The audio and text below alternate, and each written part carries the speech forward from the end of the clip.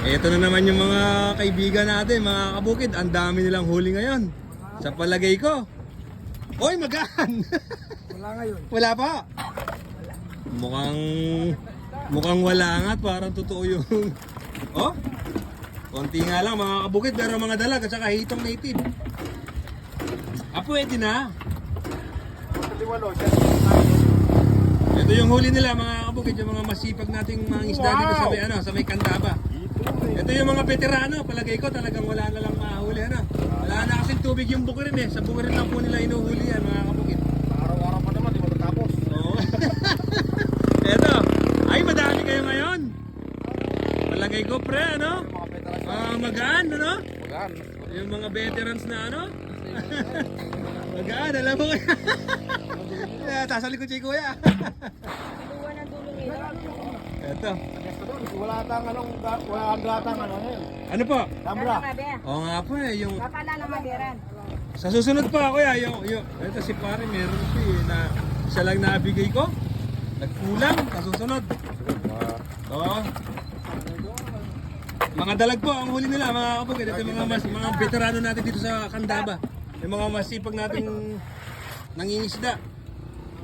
Wala na, natutuyo na eh. Wala na po kasi yung baha. Pagka po yung baha eh dumating po yung baha, dumarating din yung isda. So pagka bumababa na yung tubig, pati isda bumababa na mga kapatid.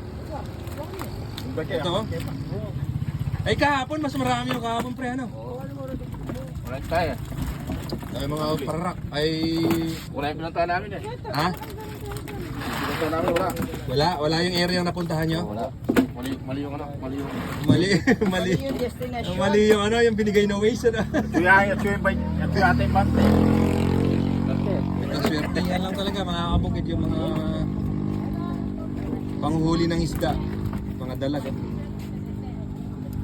May manyaman no? Arroyo.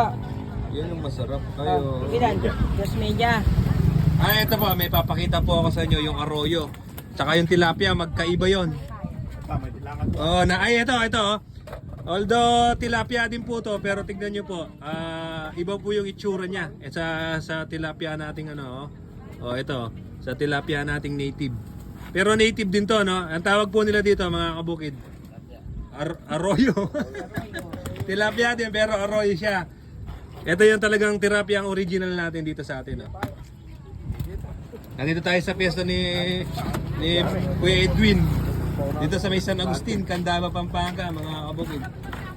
Ito, medyo konti lang yung huli nila. Mali daw yung area ang pinuntahan nila.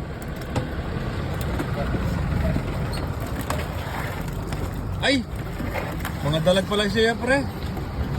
Mas maganda pong mahuli nila mga dalag, medyo may presyo kesa sa tilapia. Dami.